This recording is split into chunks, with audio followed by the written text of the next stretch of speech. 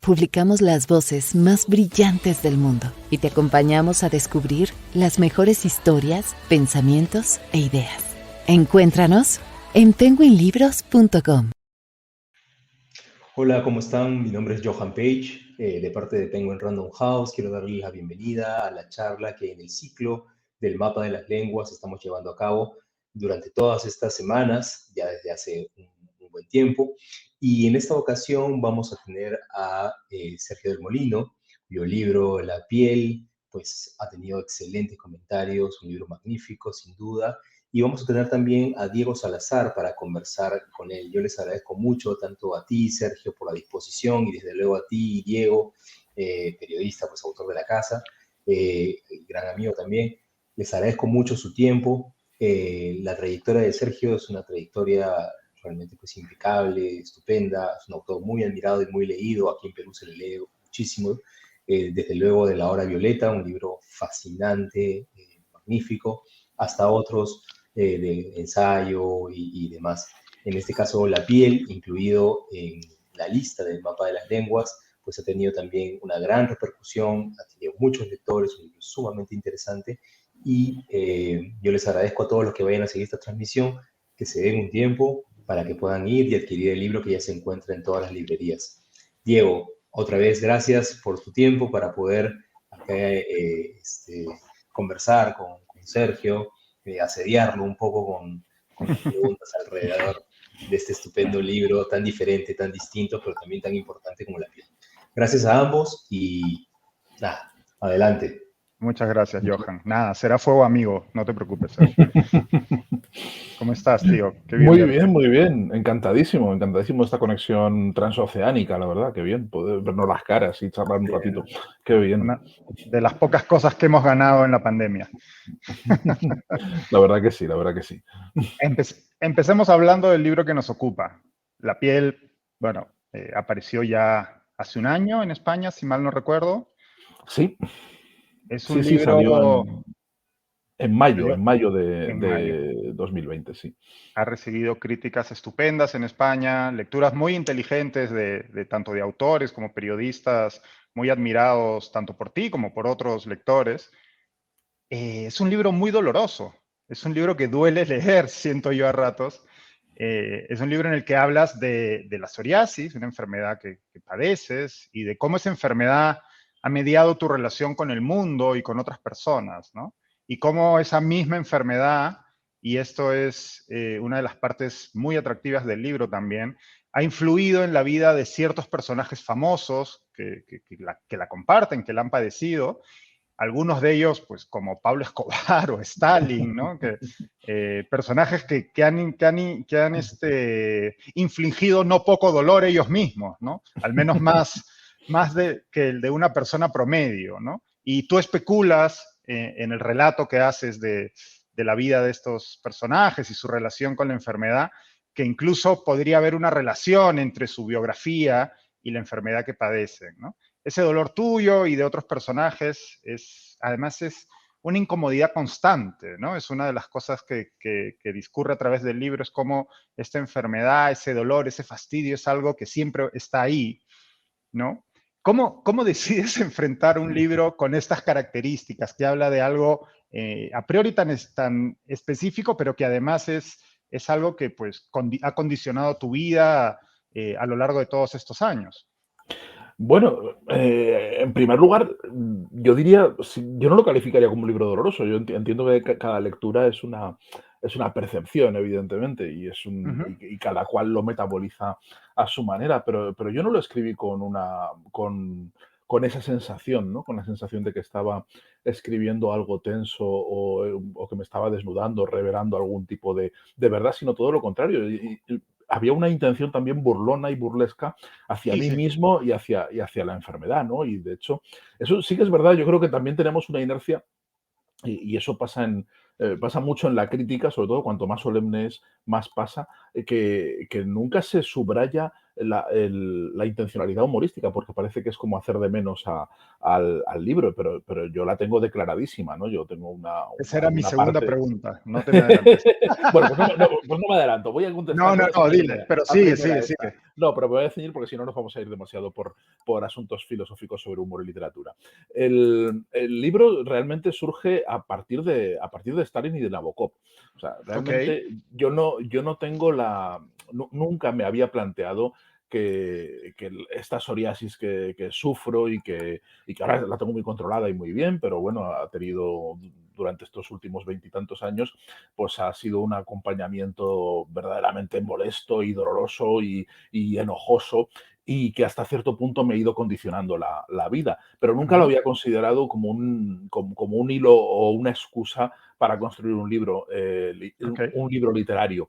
Pero como yo siempre he tenido curiosidad por conocer las vidas de otros enfermos de psoriasis, y conforme me iba encontrando pues, con figuras históricas y con escritores que padecían la misma enfermedad, yo lo subrayaba siempre ese pasaje, subrayaba esa alusión, y me interesaba mucho, investigaba un montón, acumulaba un montón de libros y de papeles para intentar, por mera curiosidad, saber en qué medida esa enfermedad, esa condición de psoriasis que a mí me fastidia todos los días, les fastidiaba a ellos y les condicionaba la vida, ¿no? Y con el paso del tiempo, sin darme cuenta, de una forma totalmente espontánea, me fui haciendo con un archivo y una pequeña biblioteca de personajes ilustres que habían padecido la psoriasis. Y a través de ellos me di cuenta de cómo me había afectado a mí, de algo que claro. yo había, en fin, me había negado durante mucho tiempo. Es algo propio además de los enfermos crónicos, el negar tu propia condición o quitarle importancia o intentar ocultarla. Me fui dando cuenta de que a mí también, al igual que a estos personajes, me había marcado profundamente, hasta el punto de que forma parte de la médula de mi identidad. Y entonces, en ese momento es cuando surge la, la necesidad o se me ve claramente se me aparece el libro, ¿no? Se me aparece el libro casi de una vez, y lo escribo prácticamente de golpe, ¿no? Es un libro que es una escritura muy poco meditada en ese sentido, porque parece que lo fui escribiendo, lo fui armando en mi cabeza durante mucho tiempo, ¿no? Surge de una forma Ujú. completamente natural a partir esa cosa que a mí tampoco, esa palabra que a mí me gusta tan poco y de la que abusamos tanto, que es diálogo, ¿no? A partir del diálogo entre, entre los enfermos ilustres y yo mismo, que es algo que no es diálogo, evidentemente, porque Claro. la mayoría de ellos están muertos o no he tenido nunca relación con ellos.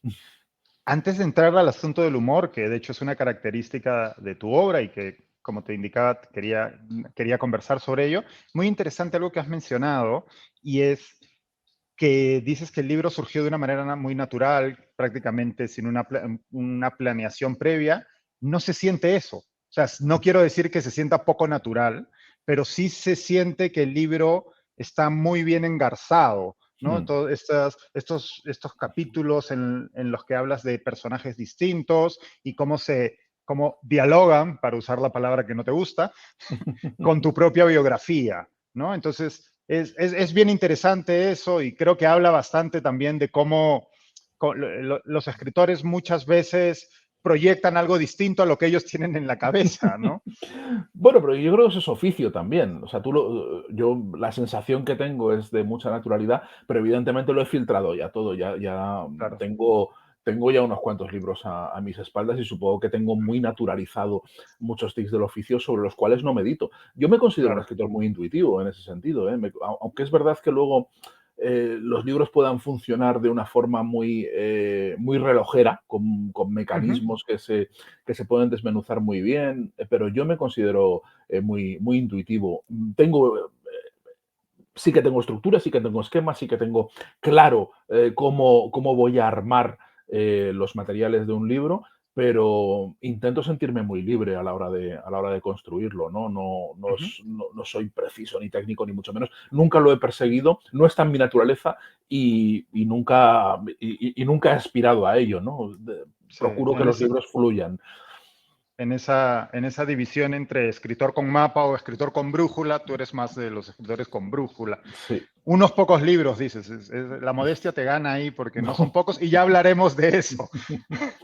Volviendo al tema del humor, que en efecto es algo que está muy presente en tu obra y que para mí además está muy relacionado con otra de las cosas que caracteriza una parte de tu obra, es esta, no pérdida, pero sí esta conciencia de jugar con el pudor propio, ¿cierto? ¿No? Con contar ciertas cosas personales o narrar desde un yo muy íntimo, pero que además está mediado por una voz un tanto burlona, juguetona, humorística, que le quita este peso, que le quita esta solemnidad de la que hablábamos antes y en la que caen muchos autores muchas veces cuando quieren hablar de temas, entre comillas, serios o incluso de sí mismos, ¿no? Eso es algo también que me imagino que ya tienes completamente interiorizado, no es algo que planeas al escribir. Lo tengo tan interiorizado y soy tan consciente de la necesidad de burlarme de mí mismo y de no tomarme en serio, que muchas veces me paso de frenada. Y una de las discusiones reiteradas que tengo con Pilar Álvarez, con mi editora de Alfaguara España, cuando trabajamos las primeras versiones del libro, y bueno, es una editora que además es muy amiga y con la que tengo una confianza enorme, y es mi primera lectora en todo, y en fin, yo me someto a su juicio con muchísimo gusto, y ella me da unas opiniones que sé que otros autores no se atreve a darle porque no tiene esa relación tan estrecha que tenemos ella y yo. Lo primero que su batalla es intentar rebajar esa forma de burlarme de mí mismo, que me tome un poco más en serio en los textos, porque le parece que me paso, y es posible que me pase, ¿no? Pero es que yo tengo una aversión enorme a la solemnidad. Yo hago una literatura confesional, un tipo de literatura confesional, y confesional en el sentido casi sanagustiniano del término, ¿no? De una confesión. Yo he venido aquí a purgar mis pecados, quiero decir, a que me oigan en confesión y a contar las cosas que me avergüenzan y que me gustaría que no hubieran pasado y demás. Esa confesión creo que solo puede funcionar desde cierta distancia irónica, con una distancia irónica. Si no, es algo plúmbeo y se puede convertir en verdaderamente una confesión católica de confesionario, en algo totalmente insoportable, en la cual el lector diga: ¿qué pinto yo aquí si yo no soy cura? Yo no estoy aquí para absolverte. Y yo no pido la absolución del lector. Yo solo pido una conversación, una confesión en la misma medida en la que puede ser una confesión entre dos amigos que están tomando unos whiskies después de cenar. Es decir, ese es el tono que quiero alcanzar. Y para eso necesito no tomarme demasiado en serio. Y creo que ahí es donde intento modular algo, porque es verdad que a veces cuento cosas que son difíciles de no contar con un tono demasiado serio y solemne, que a veces pueden sonar demasiado irreverentes, sobre todo cuando se refieren a terceras personas.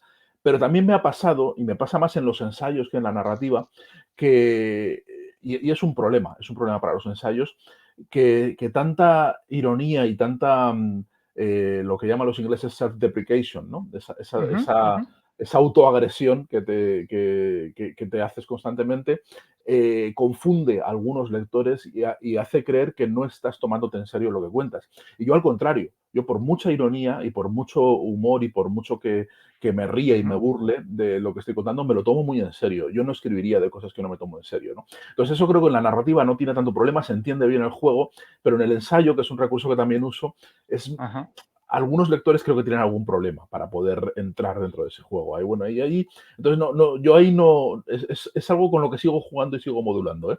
Me parece que no lo voy a abandonar nunca, no me van a encontrar en un tono solemne ni plumbeo nunca, pero sí que voy a tener que regular y encontrar ese tono perfecto con el lector.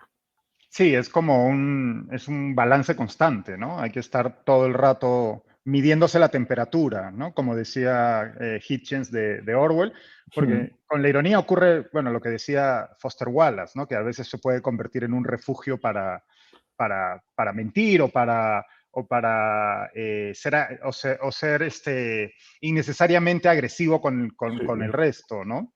Incluso una cuarta, sí, sí, ahí estoy totalmente de acuerdo con Buster Wallace. Es una coartada para la crueldad.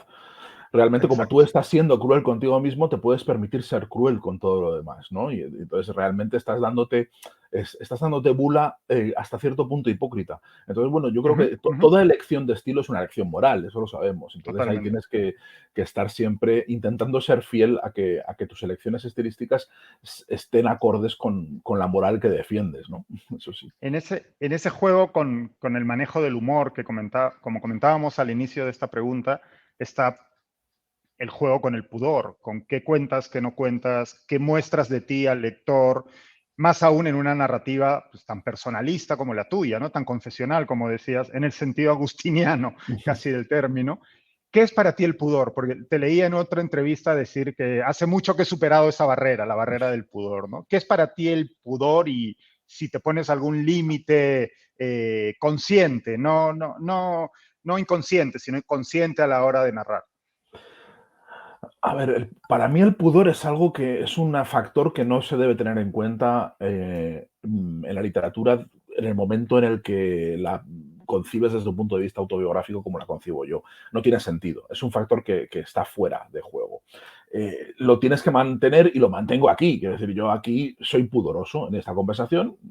Estamos en público, hay otros códigos y aquí, claro que sí que el pudor juega un papel, como lo juega cuando hablo en la radio, cuando escribo en la prensa, cuando tengo una proyección pública que no es la literaria. Porque para mí la literatura no es una exposición pública. Juega en la comunicación literaria es una comunicación privada, en el sentido de que exige mucho del lector. Es el lector el que acude al libro y no al revés. O sea, al contrario de lo que Ujú. ocurre con los medios de comunicación de masas, que intentan atraerte o con la publicidad, ¿no? Que intentan perseguir a su audiencia. El lector, el libro no hace eso. El libro exige un compromiso muy grande por parte del lector, con lo cual podemos eliminar un montón de protocolos y un montón de convenciones sociales que son necesarias en otro tipo de comunicación, pero que en la literatura no tienen sentido, porque en la literatura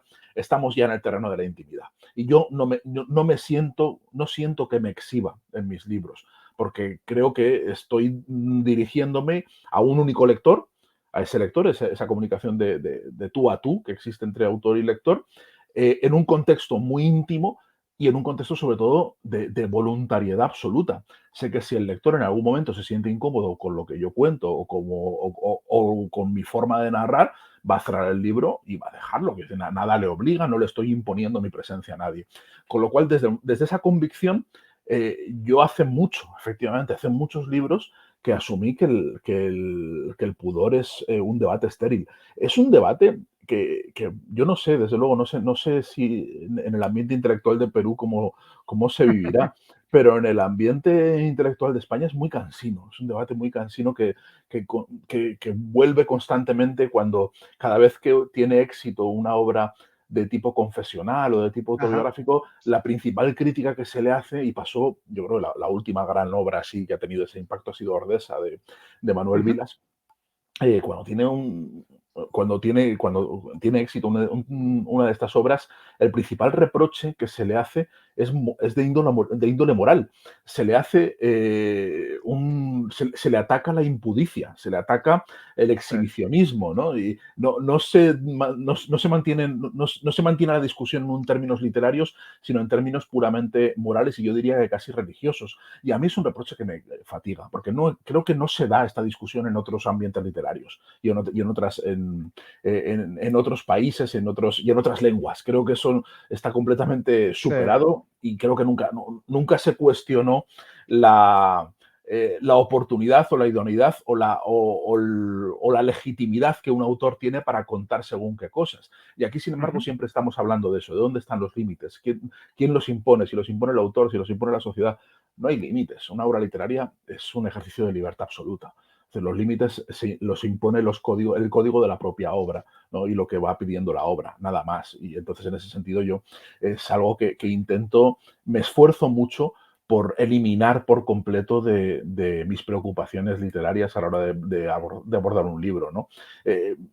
me planteo límites, claro que me planteo límites, como todos, lo que quiero contar y hasta donde quiero contarlo, pero no porque me dé vergüenza o porque me dé miedo sentirme vulnerable o frágil, no, en absoluto. Mis límites tienen mucho más que ver con los afectos de terceras personas que pueden aparecer Ujú. en mi vida, porque contar una vida es contar la vida es contar todas las vidas que hay alrededor de esa vida. Y entonces hay gente en fin, que yo sé que no le gusta participar de este juego literario y no le gusta verse expuesta en un libro. Y ahí es donde yo juego más, pero no conmigo. Conmigo, desde luego, no tengo ningún tipo de piedad en ese sentido.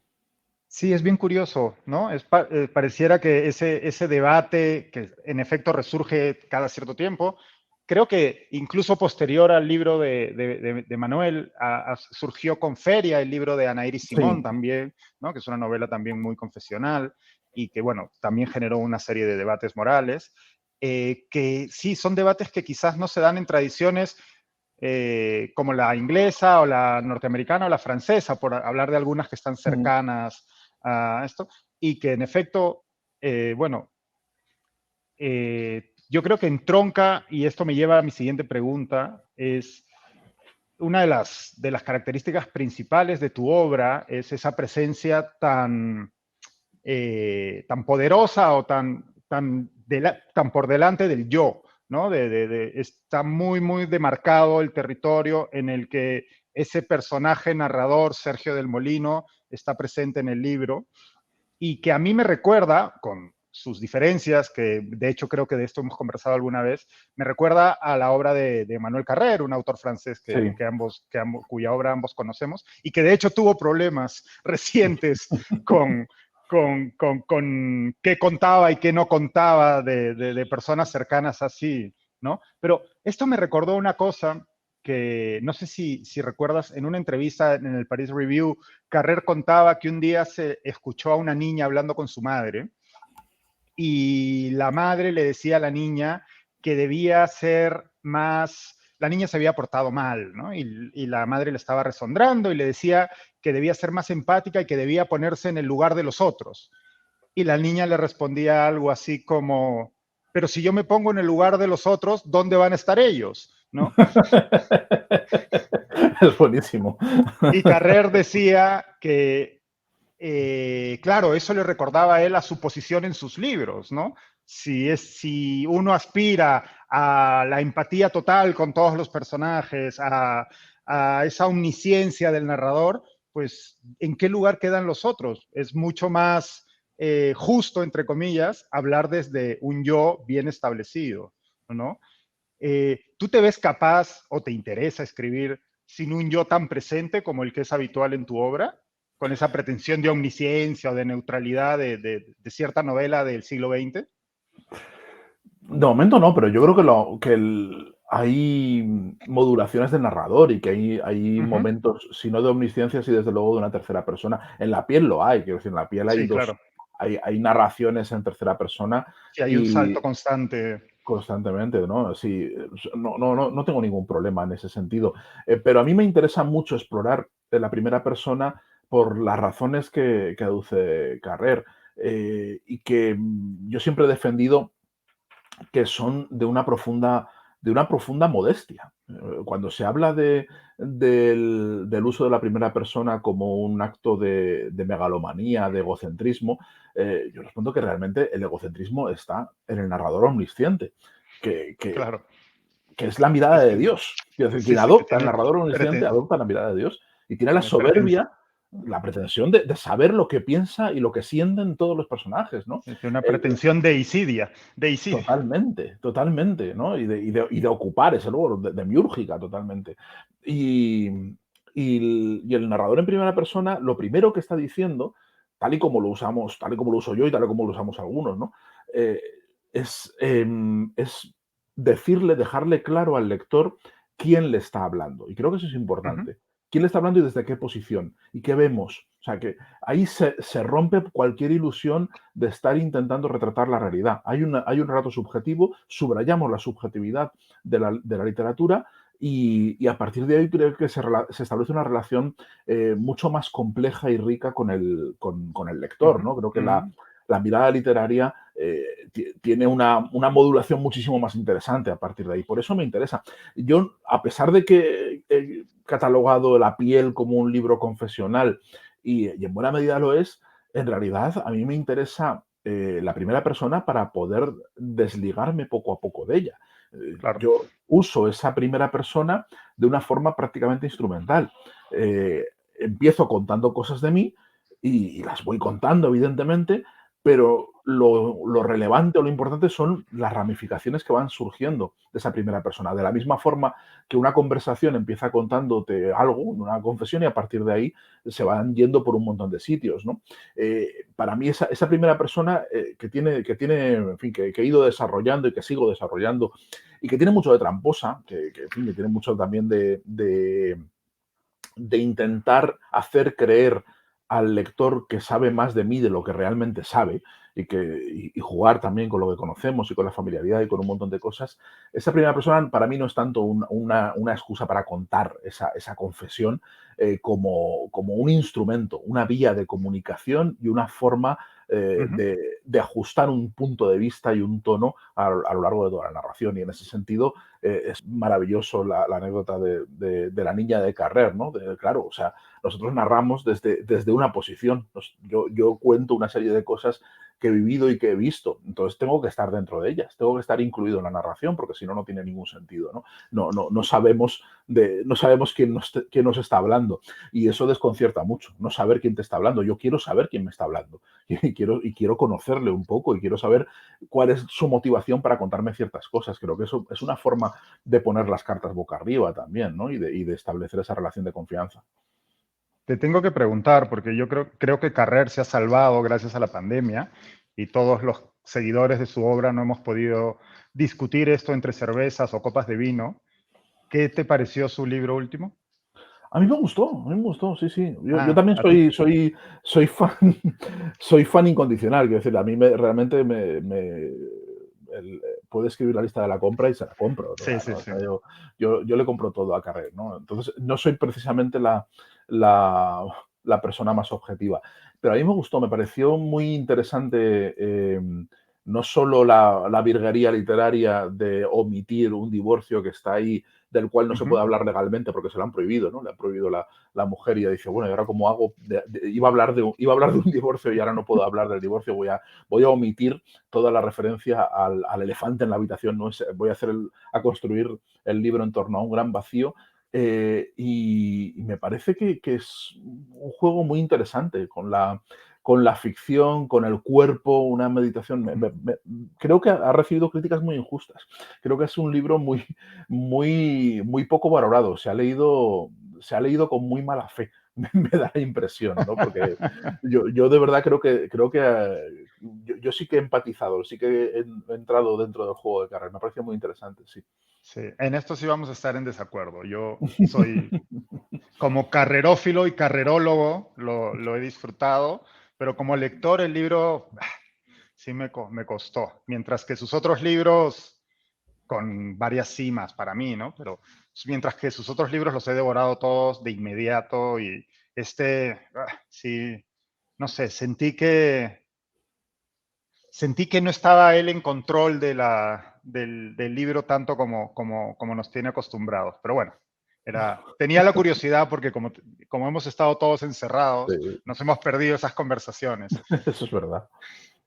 En este libro, en La piel, quizás está más claro que en tus otros libros, pero yo siento y me gustaría saber si estás de acuerdo, ¿no? Que uno de los temas claves que recorre tu obra es esta atención, este poner el foco, este reflexionar sobre ciertas, ya sea instituciones, conceptos sociales que por lo general damos por sentado, ¿no? Ya sea una frontera, ya sea esta relación entre los pueblos que es la España vacía y su continuación entre los pueblos y las ciudades que ellos han alimentado en desmedro de su propia supervivencia, ya sea la relación padre-hijo, ¿no? Siento que hay una voluntad en tus libros de poner el foco, de llamar la atención sobre ciertos aspectos de la vida, ya sea personal o en sociedad, a los que no solemos prestarles toda la atención del mundo, a menos que haya una crisis, ¿no? A menos que haya un evento que marque un hito, por lo general, nocivo o negativo, ¿no? No sé si estás de acuerdo con esa lectura. Sí, me parece que aciertas, o sea, es el corazón y el meollo de buena parte de lo que hago cuando me planteo escribir libros, sí. De hecho, cuando empezó esta peste, cuando empezó, aquí se habló mucho, bueno, se habló en todo el mundo, empezaron a salir un montón de reflexiones más o menos a vuela pluma, hablando de que la sociedad había descubierto la incertidumbre y la fragilidad. De repente nos veíamos inciertos y frágiles. Digo, pues, ¿de verdad o sea, necesitáis este desastre para poder ver? Yo me veo incierto y frágil cada día cuando me levanto. O sea, yo me miro al espejo y digo, mira, o sea, en fin, a ver si llego a las 10 de la mañana, que no tengo claro que vaya a llegar vivo dentro de 2 horas. Es decir, pero así vivo siempre, ¿no? Es una postura, a mí algunas críticas muy superficiales o gente a lo mejor que tiene eh, una, una imagen de mí, sobre todo a partir de columnas que puedo hacer más o menos gamberras en El País o de mi exposición pública o de mis intervenciones de radio, tiene una idea o me reprocha que tengo una pose cínica, porque creo que confunden la ironía con el cinismo.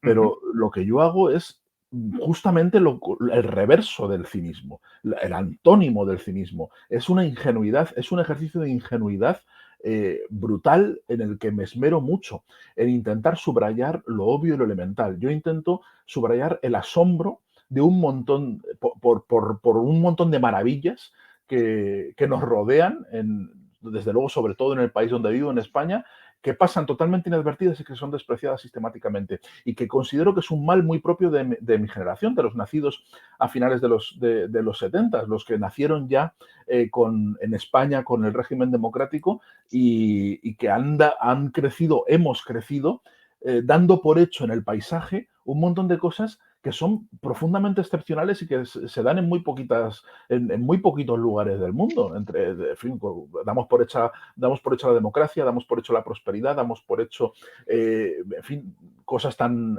brutales como que abras el grifo y salga agua potable, que enciendas un interruptor y se encienda la luz.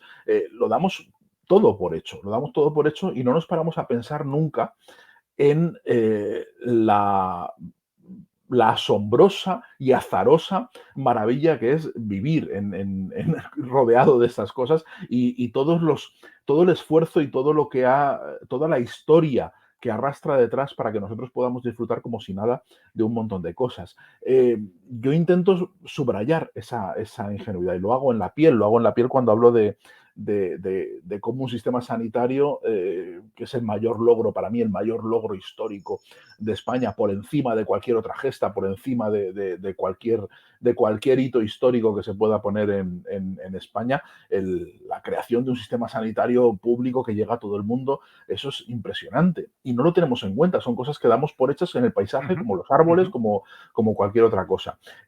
Y mi empeño en muchos de mis libros es subrayar eso, señalar, decir, pero ¿os habéis fijado? ¿No habéis notado qué?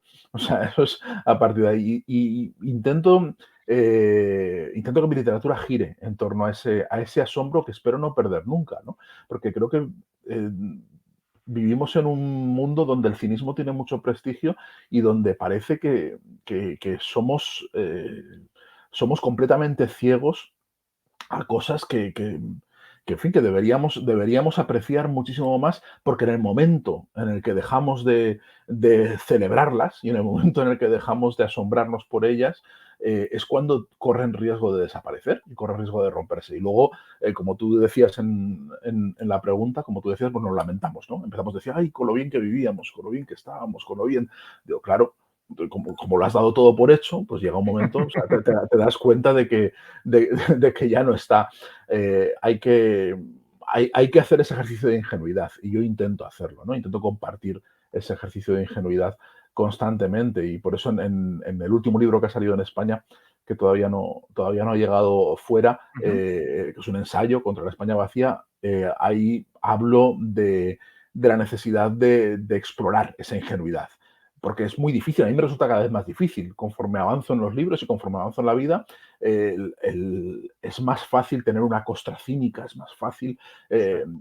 ser más resabiado, creer que sabes las cosas, creer que estás un poco por encima, y tienes que hacer un esfuerzo muy superior para cultivar esa ingenuidad. Y para mí es muy importante, así que sí, desde luego es uno de los núcleos de mi obra, y en la piel creo que está muy presente, ¿no? Sobre todo en la visión en fin, del placer, de un montón de cosas que cuando eres un enfermo crónico no puedes disfrutar, no puedes, en fin, Ujú. no puedes gozar, y que desde la enfermedad, pues, o sea, desde este lado de la enfermedad tienes una autoridad moral para subrayar y para decirle a todo el mundo, oye, lo importante que son cosas mínimas, que no tenemos nunca en cuenta y que desechamos constantemente, ¿no? Mencionabas una faceta tuya que de hecho pues, los lectores latinoamericanos conocen menos, ¿no? Que es tu trabajo como columnista en El País, donde de hecho tienes una columna que no es poca cosa, es histórica, diría yo, en el diario, que es la columna de televisión, por donde han pasado autores pues, tan prestigiosos, periodistas tan prestigiosos en la España moderna como Eduardo Agroteglen o Henry González, ¿no? Y que como tú utilizan la tele para hablar de pues todo, ¿no? Mm. Utilizan la tele como el prisma, para poder comentar la actualidad noticiosa, las relaciones entre seres humanos, etcétera, etcétera, ¿no? Y es bien curioso porque así como ocurre lo que comentábamos con el pudor, cuando yo viví en España, yo siempre sentí que los intelectuales españoles tenían una relación muy extraña con la tele, ¿no? Mm. Y recuerdo que Elvira Lindo escribió más de una vez que parecía que en España muchas veces los intelectuales españoles seguían escribiendo como si la tele no existiera, ¿no? ¿Cómo, ¿Cuál es tu relación con la tele? ¿Cuánta tele ves para poder escribir una columna diaria? Bueno, es que ahora esta temporada ha cambiado porque tenía 3 columnas semanales de tele, y precisamente porque los intelectuales en España tienen esa relación extraña con la tele, cuando ha cambiado la dirección del país, la nueva dirección ha decidido ascenderme porque consideraran la nueva dirección que yo tenía que estar en un sitio más noble, ¿no? Que para mí es lo más noble del mundo, ¿no? Esa, ese género de comentar la tele, con lo cual ahora hago una columna semanal sobre Ah, tele, ok, y luego hago otra en las páginas ya de opinión, así con columnas ya. serias, y que me ponen una foto y una cosa muy, En la que muy sacas solemne. la Remington Sí, y el vaso de claro. whisky y el coñac. Ahí es donde están los columnistas de verdad, los tíos de verdad, ¿no? Entonces, precisamente por ese equívoco que hay, que todavía se mantiene, que Elvira Lindo evidentemente no tiene, porque ella fue guionista de Sí, televisión claro. hace tiempo y tal, pero sí es verdad, hay una relación muy extraña. Yo veo mucho la tele, pero no veo la tele en abierto, o sea, Ujú, ujú. em, veo mucho todo a la carta, veo muchísimas A las series, por supuesto, plataformas. veo las plataformas, y procuro estar al día en fin, de las polémicas populares que hay constantemente, porque de ahí saco petróleo, ¿no? Pero soy muy anárquico, sí que veo mucho. Yo es que en fin, tengo unas jornadas muy largas donde me dedico a muchas cosas y tengo multipantalla y multitarea, entonces estoy a muchas historias, pero sí estoy muy al tanto sobre todo de las series y de lo que se cuece en las plataformas, ¿no? Eso sí, estoy muy, muy al día. ¿Qué has visto que le puedas recomendar a los lectores peruanos que todavía no hayan visto? Bueno, es que ahora como la tele es global, ya lo podrán ver en Perú exactamente igual. Pues mira, yo ahora estoy con reflexiones sobre periodismo. Está The Morning Show en Apple TV, Sí, que no sé si con Jennifer Aniston, que acaba de empezar la segunda temporada, y es verdaderamente a mí me parece Es fascinante. Fascinante, una reflexión sobre el periodismo y además sobre el periodismo televisivo de un producto sumamente cutre, que es un magazine, ¿no? Sí, El magazine matinal que con esos elementos han hecho una serie dramática maravillosa, ¿no? Sí, The Morning sí. Show es maravilloso. A mí me está encantando y además me gusta mucho que sea precisamente lo que dice sobre un producto en teoría, ¿no? Cutre o barato, o lo que sea. Bueno, barato no precisamente, pero que la reflexión periodística y social esté a través de ese conducto, porque ya estaba harto de los plastas de fans de Aaron Sorkin y de Newsroom, ¿no? Sí. Yo Que odio llevan a Aaron años. Sorkin, no puedo Yo, con Aaron Sorkin.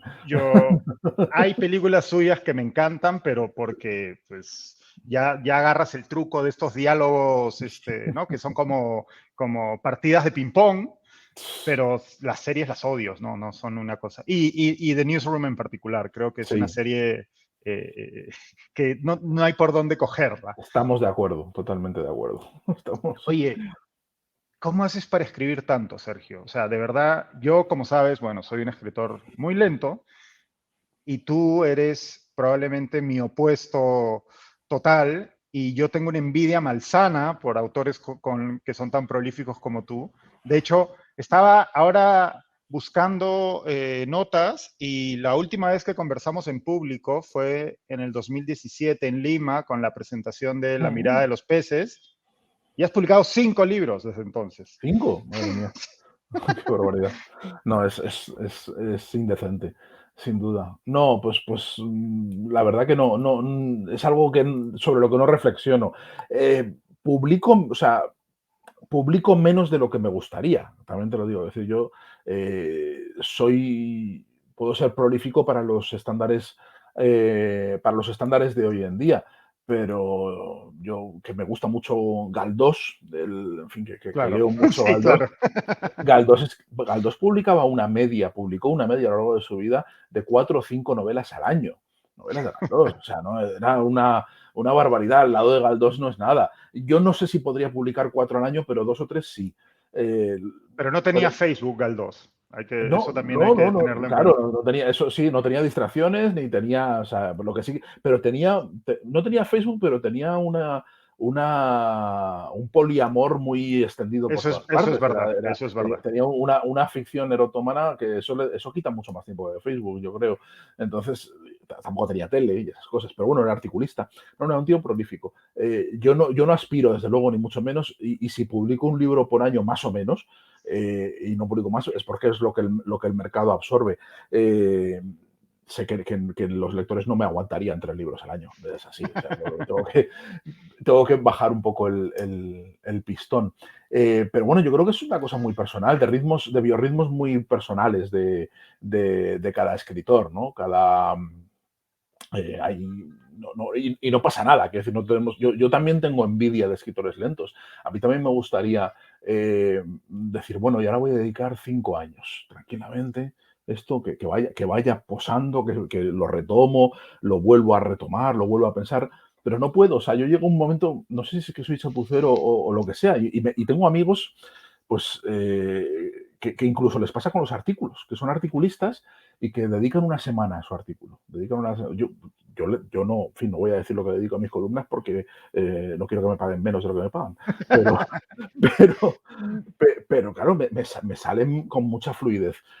Y gente que incluso los artículos los tocan, los retocan y buscan la frase y dicen, podría haberlo dicho mejor. Sí, puedo decirlo, puedo mejorar. Yo creo que llega un momento en el que ya no soy capaz de mejorarlo. O sea, puedo reescribir 1000 veces y puedo pensar, pero llega un momento en el que digo, ¿para qué? O sea, sí, yo creo que ya estoy estropeándolo. Es decir, creo que ya Claro. estoy yéndome a otro sitio, pero entiendo perfectamente y siento envidia de quien es capaz, porque es verdad que yo soy un escritor muy imperfecto en ese sentido, que he utilizado la imperfección a mi favor, ¿eh? Pero yo no reviso mis libros por miedo, porque sé que no me va a gustar nada lo que he escrito, porque sé que voy a pensar que lo podría haber hecho mucho mejor y seguramente lo podría haber hecho mucho mejor. Pero en el momento de escribir no soy capaz. O sea, a lo mejor luego 5 años después vuelvo y digo, mira, ahora lo reescribo de arriba abajo. pero no soy capaz. Es una cuestión puramente de talante, ¿eh? No es otra cosa, y a mí también me gustaría ser de otra forma, ¿eh? Me gustaría no ser tan grafómano como soy. Me gustaría ser moroso y tranquilo y decir, o sea, me da una envidia esta gente que dice, he estado 15 años escribiendo este libro. Digo, No, bueno, eso sí es ya ¿cómo habrán colocarse sido al esos borde 15 del años? suicidio, sí, No, pobre claro. gente, ¿no? Digo, pero ¿qué has hecho? ¿Cómo han sido tus 15 años de vida? ¡Qué horror!, ¿no? Qué largos. Que no, Sí, eso no lo no, entiendo. yo por lo general le tengo reparos a la grafomanía. Respeto a dos grafómanos mucho, es a ti y a Hernán Migoya, que es otro autor cuya productividad a mí me cansa solo de ver la cantidad de libros y obras que produce. Además de tu, bueno, obra literaria, de tu columnismo, y no te voy a dejar escapar con esta pregunta, es también quienes te seguimos o, bueno, somos tus amigos, sabemos que tienes una también muy prolífica actividad en redes sociales, particularmente en Facebook, donde, bueno, escribes habitualmente comentarios sobre actualidad, lecturas e incluso la forma en que te relacionas con pues, otros autores, con tus lectores, etcétera. ¿Qué te dan las redes sociales que no te da tu columnismo, tus libros, todas las otras plataformas que tienes? Me da un taller, me da un taller. Yo también tengo escribo diarios Ujú, íntimos, pero muy deslavazados y tengo épocas en las que escribo mucho y épocas en las que lo abandono. Y creo que los abandono a veces porque no tengo esa interacción de Facebook. Yo Facebook lo uso como una especie de taller, como una especie de patio de recreo, donde puedo hacer notas sueltas, donde puedo ser un poco gamberro, donde puedo incluso, en fin, probar, ¿no? Incluso puede ser un espacio de tertulia también extendido, ¿no? Es un lugar de experimentación y de esparcimiento para mí, donde no tengo ninguna obligación ni laboral ni profesional, donde puedo soltar, donde me siento muy libre ujú. para contar lo que sea. Y tiene eso, tiene parte de diario, tiene parte de tertulia y tiene parte de patio de recreo. Y eso a mí me sienta muy bien, me oxigena, ¿no? Creo que es una... Y, eh, sí, sí, perdona. no, perdóname. No, y te iba a preguntar, ¿y cómo haces? Porque esto evidentemente es parte de las discusiones contemporáneas que tenemos todos. ¿Cómo haces para lidiar con ese mal rollo que parece que exacerbado en redes sociales? Quizás un poco más en Twitter que en Facebook, donde entiendo que eres un poco menos, donde participas de forma menos habitual, pero que también surge en Facebook. ¿Cómo haces Sí. para abstraerte o manejarlo de una manera que no te afecte? Bueno, ha pasado mucho tiempo hasta que he conseguido que no me afecte.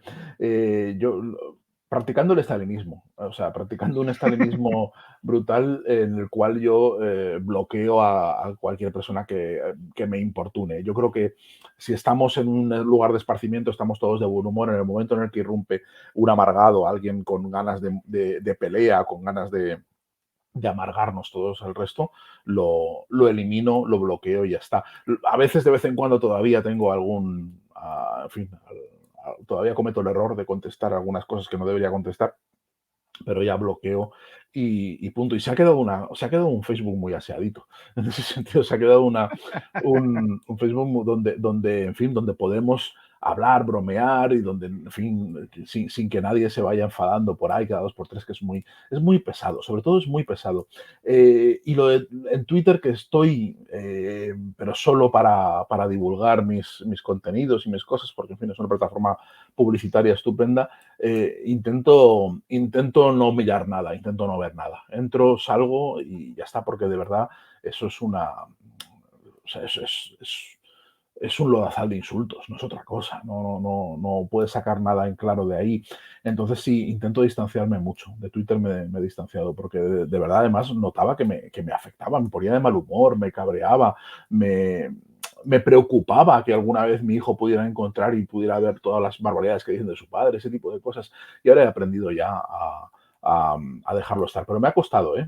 Me ha costado que me adquirir esa costra de indiferencia. Pero ahora sí, ahora lo llevo muy bien. Ahora estoy muy feliz. Entro en Facebook, cuento mis cositas y ya está, no hay problema.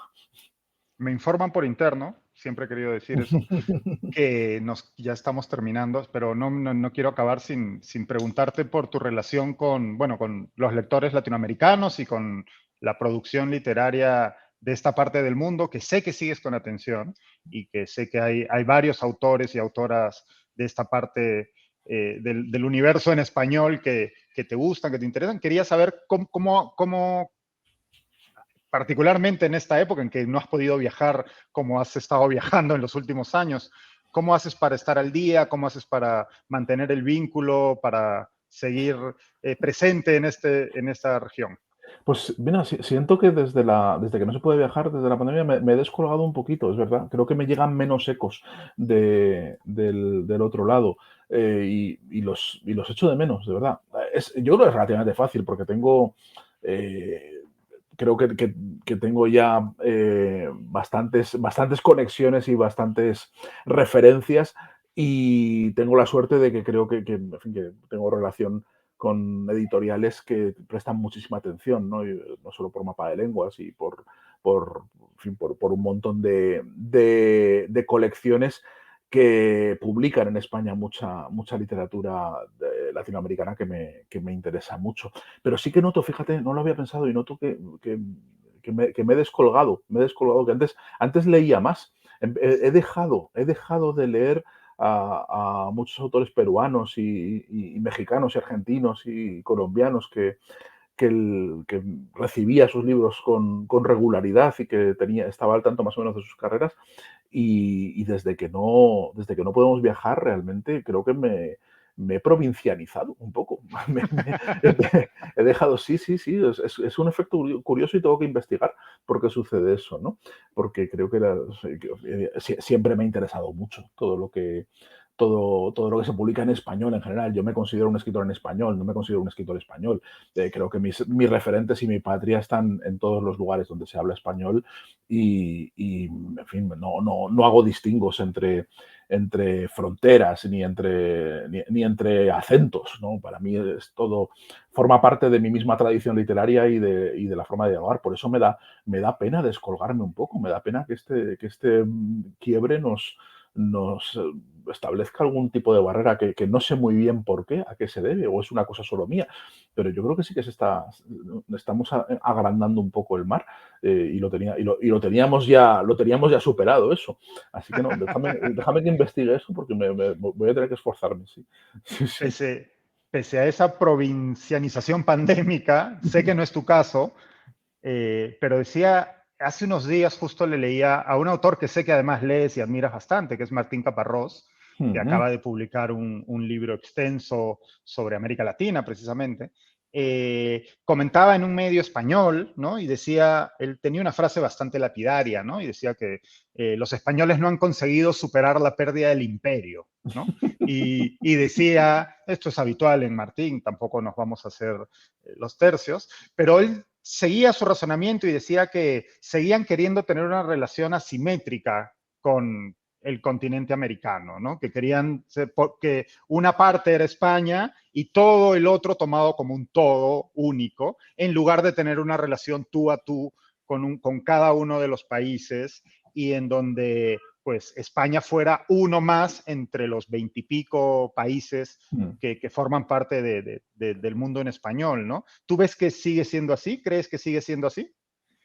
Creo que en algunas generaciones sigue siendo así, en algunas generaciones sí, pero creo que ha cambiado mucho. Creo que desde luego de mi edad para abajo, conforme vas bajando y son más jóvenes, creo que esa visión es totalmente obsoleta y que no se percibe esa nostalgia del imperio en ningún caso, yo creo que está fuera. También es verdad que Martín pues tiene una visión muy peculiar.